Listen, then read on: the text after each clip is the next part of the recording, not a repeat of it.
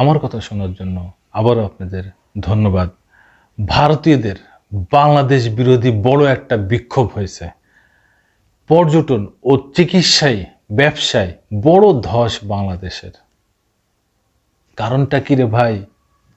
এই বাংলাদেশের বিরুদ্ধে এত আঙ্গুল তুলতেছেন, আবার এই বাংলাদেশের ব্যবসায়ীরা ওখানে না গেলে কলকাতা পুরো অন্ধকার, হসপিটালগুলো পুরো পথে বসে আছে, ভিক্ষাত ঝুলি নিয়ে দাঁড়িয়ে আছে হসপিটালগুলো।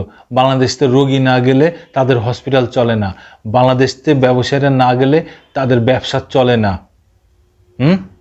আবার বড় বড় কথা বলতেছেন ওই যে বিজেপি এক নেতা শুভেন্দু, তারপরে ওই যে একটা টিভি চ্যানেলের ওষুধ বেচা হকার, তিনিও বড় বড় কথা বলতেছেন। আরও বিভিন্ন ধরনের সোশ্যাল মিডিয়া বড় বড় কথা বলতেছেন, প্রচার মাধ্যমগুলো বড় বড় কথা বলতেছেন। তাহলে এইগুলো কি? এগুলো কি মিথ্যা? এগুলো তো মিথ্যা না।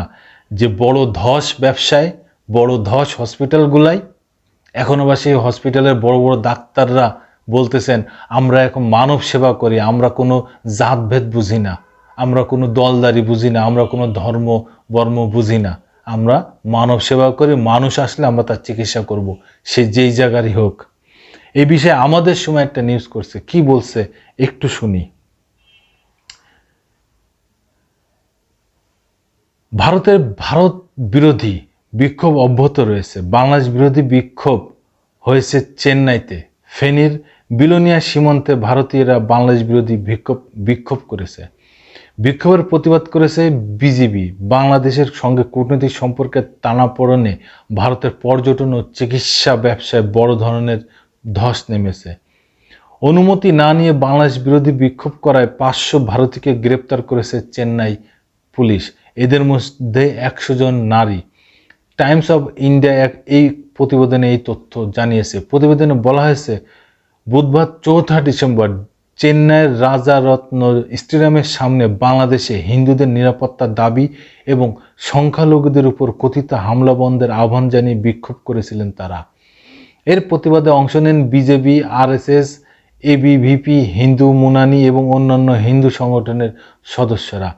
বিক্ষোভের নেতৃত্ব দেন হিন্দু মুনানি সংগঠক রাজু। এতে উপস্থিত ছিলেন সাবেক রাজ্যপাল তামিলিসাই সৌন্দরা রাজাজান, কি একটা নাম, আরএস নেতা কেশব বিনয়গণ এবং বিজেপি নেতা করুণ নাগরাজন ও ভিপি দুরাইস্বামী। দেখেন, এই লোকগুলোর নাম নিতে মুখ ভেঙে যাবে, দাঁত পড়ে যাবে।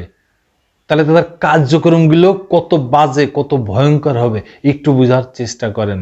তারা বাংলাদেশে কিছু তথ্য উপাত্ত না নিয়ে শুধু তাদের দেশের প্রোপাগান্ডা চালানো, অপচেষ্টা চালানো, ভুল তথ্য চালানো কিছু মিডিয়ার কারণে তারা এইভাবে বাংলাদেশের দিকে আঙ্গুল তুলতেছে। তারা সঠিক তথ্য না জেনেই এইভাবে তারা হুদায় আন্দোলন করতেছে। অথচ দেখেন তাদের হসপিটালগুলো আজকে ভিক্ষার থলি নিয়ে বসে আছে রাস্তায়, তাদের ব্যবসায়ীরা ভিক্ষার থালা নিয়ে রাস্তায় বসে আছে। কারণ কি? বাংলাদেশ থেকে কোনো লোক যাচ্ছে না, এর কারণে। এই সময় বিক্ষোভকারীরা বাংলাদেশের সরকারের বিরুদ্ধে স্লোগান দেন এবং হিন্দুদের নিরাপত্তা নিশ্চিত করার দাবি তোলেন। বিক্ষোভ শেষে তারা আন্না সালায়ের দিকে মিছিল করার চেষ্টা করলে পুলিশ তাদের আটক করে। আটককৃতদের পুলিশের গাড়ি এবং এমটিসি বাসে করে আর স্টেডিয়াম থেকে সরিয়ে আনা হয়। তাদেরকে শহরের আন্না অডিটোরিয়াম ও পেরিয়ামেটের একটি কর্পোরেশন কমিউনিটি হলে আটক রাখা হয়। পরে পুলিশের অনুমতি ছাড়া বিক্ষোভ করার অভিযোগে তাদের বিরুদ্ধে এজমত থানায় মামলা দায়ের করা হয়। ফেনীর সীমান্তবর্তী পরশুরামপুরের বিলোনিয়া স্থলবন্দরের ভারত অংশে বাংলাদেশ বিরোধী বিক্ষোভ হয়েছে। সনাতনী হিন্দু সমাজের ব্যানারে কিছু ভারতীয় নাগরিক 2 ডিসেম্বর বিকেলে বিক্ষোভ করেন। এই বিষয়ে ভারতীয় সীমান্তরক্ষী বাহিনী বিএসএফের কাছে প্রতিবাদ জানিয়েছে border guard Bangladesh BGB 4 Feni ব্যাটালিয়নের অধীনে লেফটেন্যান্ট কর্নেল মোহাম্মদ মোশাররফ হোসেন বিষয়টি নিশ্চিত করেছেন। রোববার দিবাগত রাত 2টার দিকে বিলোনিয়া সীমান্তে এই বিক্ষোভের ঘটনায় একটি ভিডিও সামাজিক যোগাযোগ মাধ্যমে ছড়িয়ে পড়ে।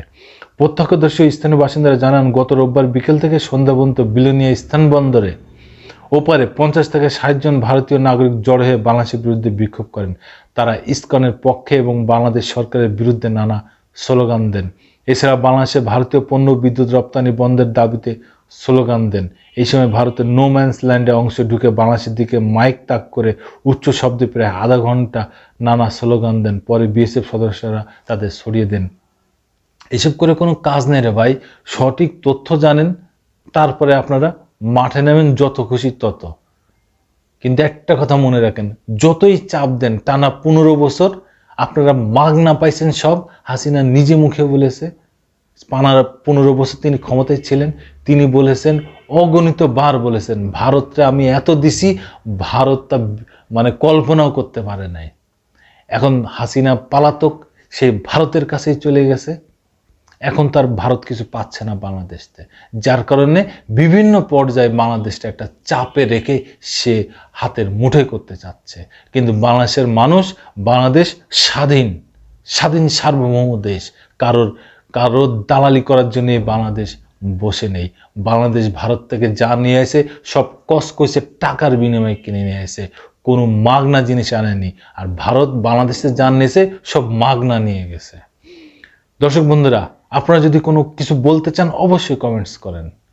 ধন্যবাদ। আবার আসবো নতুন কোনো কথা নিয়ে, নতুন কোনো ঘটনা নিয়ে। আমি প্রিন্স।